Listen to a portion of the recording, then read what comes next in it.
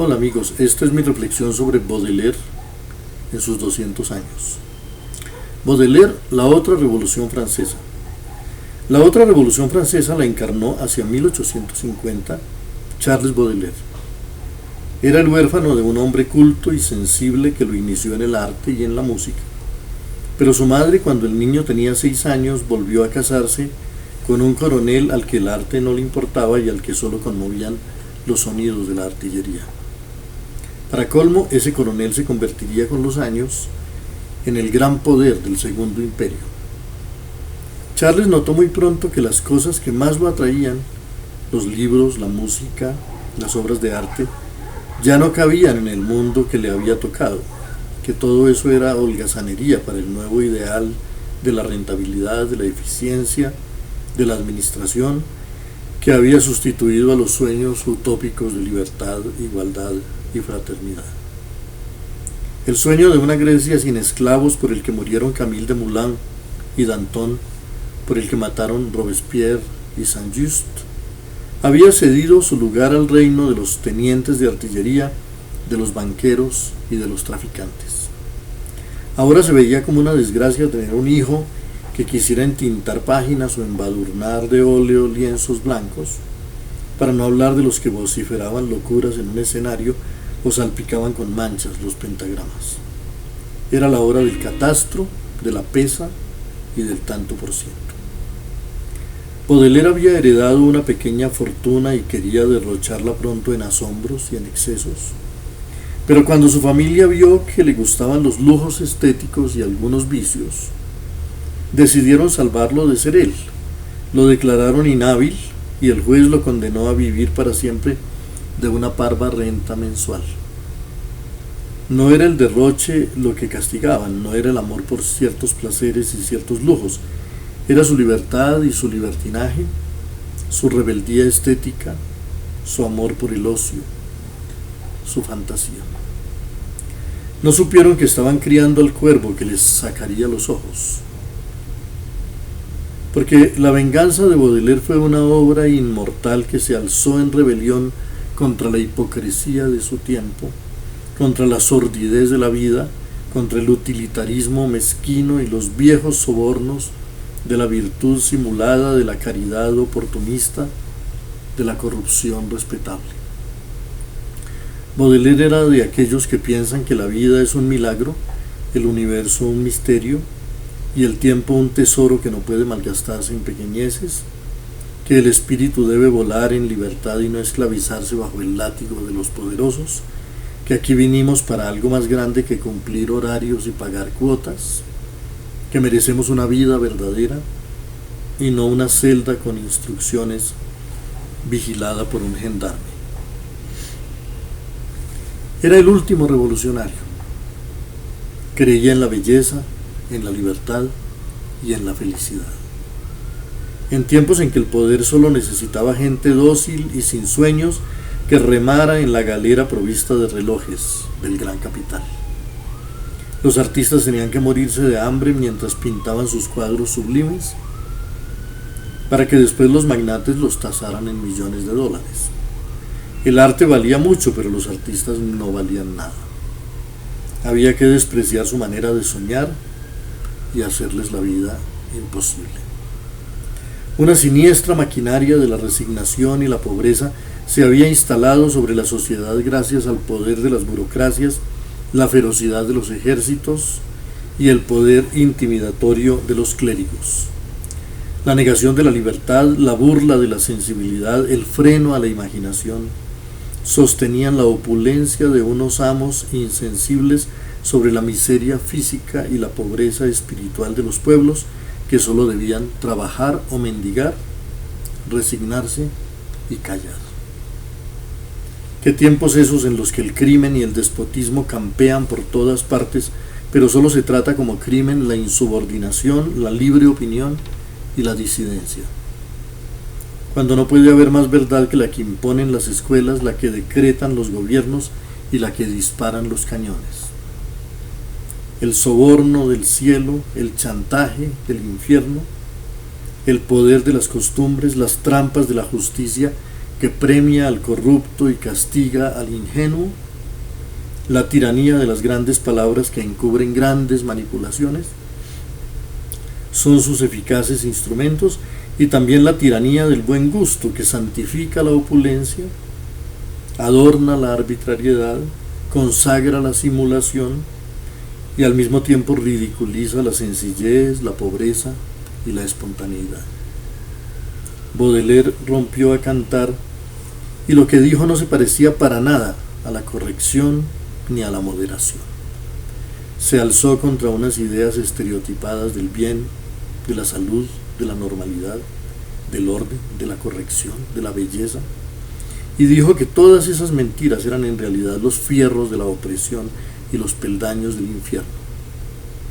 Se daba el nombre de bien a la hipocresía, de ley a la injusticia, de orden a la arbitrariedad, de belleza solo a los gustos establecidos por la costumbre. Más que inventarla, Baudelaire le recordó a Francia su grandeza perdida y toda la sangre que le había costado.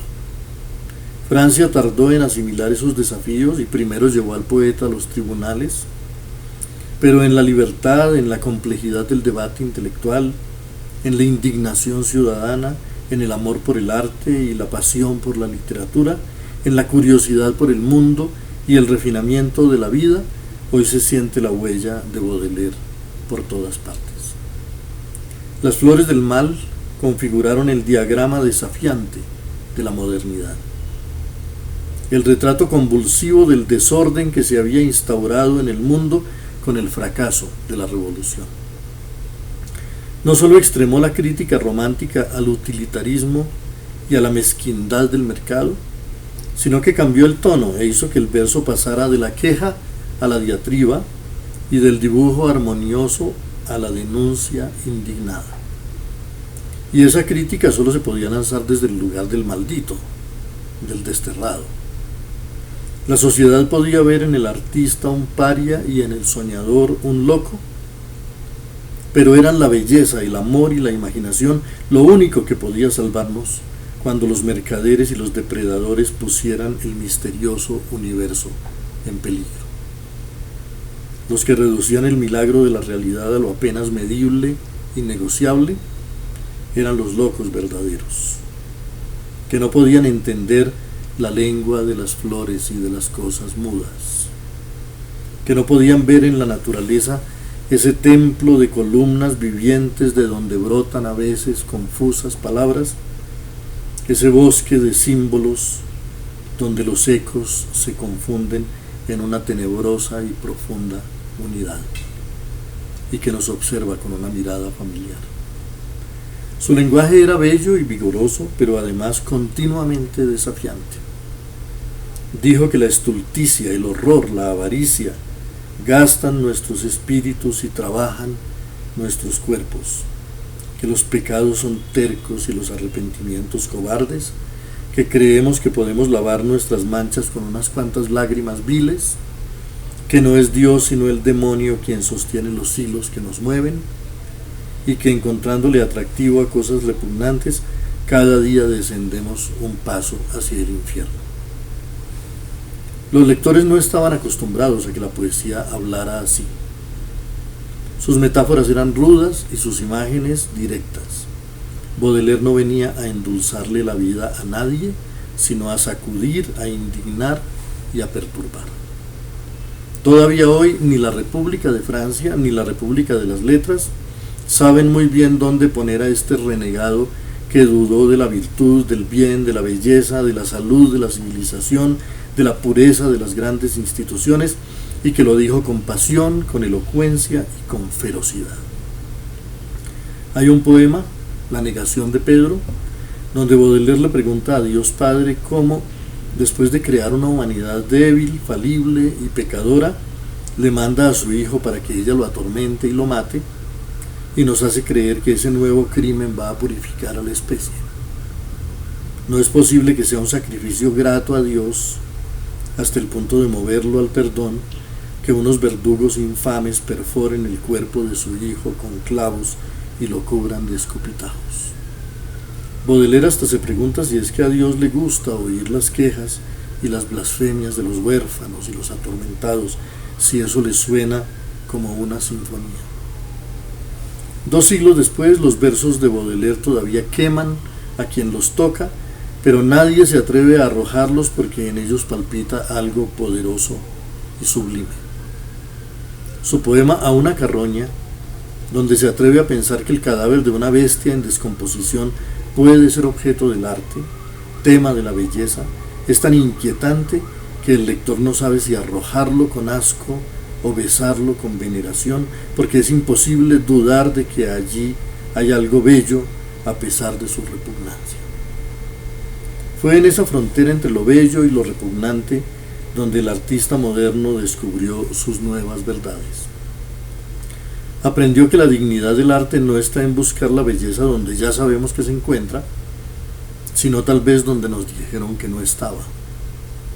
Baudelaire dice que en la jaula infame de nuestros vicios hay un monstruo más feo, más malo y más sucio, y es el tedio, que de un solo bostezo podría tragarse el mundo.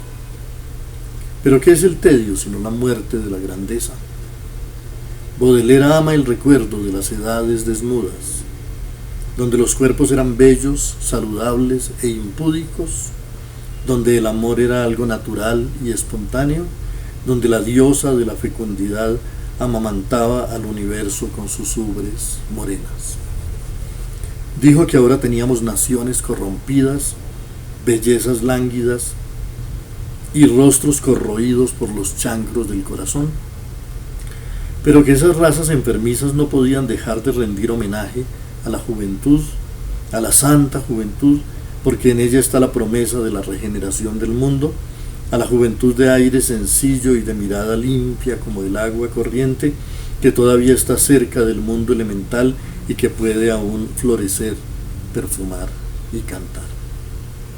Cada uno de los poemas de su libro parece un manifiesto, por las artes como testimonio de la dignidad de una especie arrastrada por el tiempo y saqueada por la muerte, por una inspiración saludable que sepa contrariar la vulgaridad, a favor de que todo ser humano sea capaz de romper con sus hábitos y hacer del viviente espectáculo de su triste miseria la labor de sus manos y el amor de sus ojos.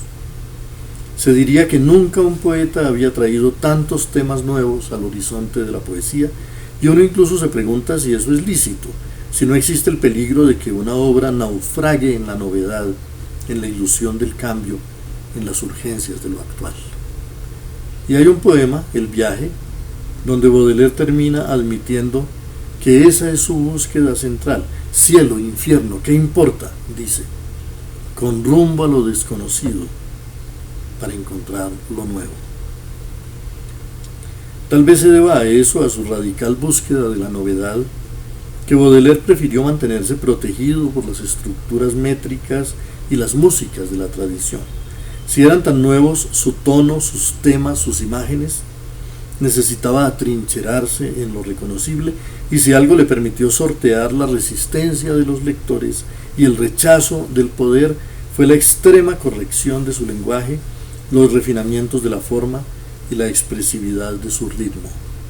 El más hábil versificador de la poesía francesa, Victor Hugo, que era ya un hombre mayor y parecía conocer todos los recursos, comprendió enseguida que él nunca se había asomado a esos abismos y dijo que Baudelaire había traído a la lengua un nuevo estremecimiento. Baudelaire, mucho más joven, le enseñó resonancias nuevas del lenguaje, cosas desconocidas de la tradición, de la naturaleza y del alma. Es buena prueba de la grandeza de Hugo que haya sido capaz de recibir la influencia de un autor de la nueva generación, porque en su último libro, La leyenda de los siglos, ya sentimos que ha sido tocado por ese viento de rebeldía y hasta de blasfemia que hay en las flores del mal. Allí se atrevió a decir en el tono de Baudelaire que tal vez hay en el cielo un horrendo sol negro del que irradia la noche. Pero Baudelaire no era un mero innovador, no lo movía el afán trivial de ser novedoso o la frivolidad de lo actual, sino la capacidad de ver lo nuevo con los ojos de la gran mitología. Él no crea otra belleza, descubre otra cara de la belleza en las apariencias del presente. Se dice que fue él quien dijo que lo feo puede ser hermoso, lo bonito nunca. Y fue capaz de ver en los suburbios de las ciudades modernas el equivalente de los monstruos antiguos. Claro que todo el romanticismo estaba en él, el hombre de las multitudes y el culto por las tumbas de Edgar Allan Poe, la mirada visionaria de William Blake, el dandismo de Byron, la crítica del presente y la adoración del presente, el amor por la naturaleza y la percepción de su violencia y de su crueldad, la pasión por la belleza y la conciencia de su ambigüedad que a la vez embriaga y aterra, la conciencia de que en la divinidad están por igual lo angélico y lo demoníaco. Baudelaire es vanidosamente intelectual. Para él, Dios y el demonio han perdido su poder intimidatorio, pero no ignora que esas fuerzas históricas todavía ejercen su influjo y conservan su poder. Por eso, mientras dice que Dios tiene un trono espléndido reservado al poeta y lo invitará a su eterna fiesta, también llama a la raza de Caín a subir al cielo y arrojar a Dios sobre la tierra. Y les dice a esas viejecitas que persigue por las calles de París: ruinas, sois mis hermanas, vencidas, solitarias, cada tarde os despido con mi solemne adiós. ¿Dónde estaréis mañana, Evas octogenarias, marcadas por la garra espantable de Dios? Su Dios también es el tiempo, el viejo Saturno que devora a sus hijos. Baudelaire dijo que la música despertaba en él todos los tormentos de un barco que sufre.